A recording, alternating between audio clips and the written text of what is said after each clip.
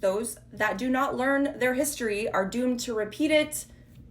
Part 2, please go back and watch the video posted right before this one.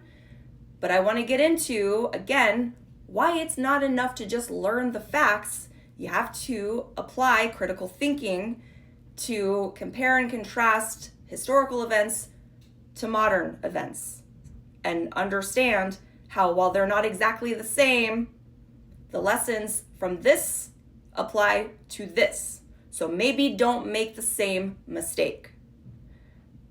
Now, I want to also reiterate before I jump into things, we learned in the last video that manifest destiny is something that we as students, as American students, recognize should not have applied. It was incorrect for our ancestors to take Native American indigenous land based off a sky daddy that these people did not believe in. We cannot draw international legalized borders based off scripture. We get that. We understand that. So let's get into what got me kind of on this track in the first place. Okay, hold on. I gotta go find my page. So I don't know what got me thinking yesterday about this, but I was thinking how it kind of seems that I remember in the story of how the Israelites came to Israel that there was a lot of like warring and fighting. So who were they warring and fighting with, right? So I went and pulled the old book off my shelf and dusted it off and started kind of reading various little chapters in the book, the good book, right? And I got to Deuteronomy 6 or 7, okay? Driving out the nations. When the Lord your God brings you into the land you are entering to possess and drives out before you many nations, the Hittites, the Girgashites, the Amorites, Canaanites, Perizzites, Hivites, and Jebusites, 7 nations larger and stronger than you. And when the Lord your God delivered them over to you, and you have defeated them, then you must destroy them totally. Make no treaty with them, and show them no mercy. Do not intermarry with them. Do not give your daughters to their sons, or take their daughters for your sons, for they will turn your sons away from following me to serve other gods. And the Lord's anger will burn against you and will quickly destroy you. Now, obviously, there's more here, but think about that. Kind of sounds a lot like manifest destiny, does it not? So, again, like I couldn't cover all the tribes of the Native Americans that were here in the United States, I can't get to all of these either, but I want to focus on the Canaanites. Who are the Canaanites? They were a group of tribes, Semitic tribes, meaning that they spoke either Hebrew, Arabic, or Aramaic. What? Okay, hold on. Let's keep going. Now, keep in mind, this was 3,000-ish years ago. So it's not likely that there are going to be purebred Canaanites anymore. But they say, studies show, that if they had to peg a group of people to be most genetically alike, it would be those from Lebanon, followed by the Palestinians. Now, remember from the first video, I mentioned, and this is where it's like, even though it's not exactly the same, you have to be able to connect the dots. tribes in the Americas didn't have maps. That wasn't part of their culture, of their practices. But it does not negate the fact that they were not there first.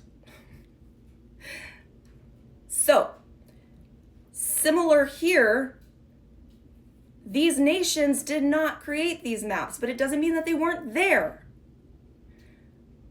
Enter the Israelites. Now, if we want to use this book as a historical account and believe that all of this is 100% true, 100% accurate, but take the God part out because we're not allowed, like, the God part can't be proven. But we understand, just like those that wrote their accounts, that they believed that their God told them to, they went in and destroyed a native population because they felt entitled to do so based off their religious beliefs, which not everybody adheres to. The Israelites have been doing this shit for 3,000 years. This isn't a feel-good story. This is a story of Sorry, I'm shaking the table. This is a story of colonization.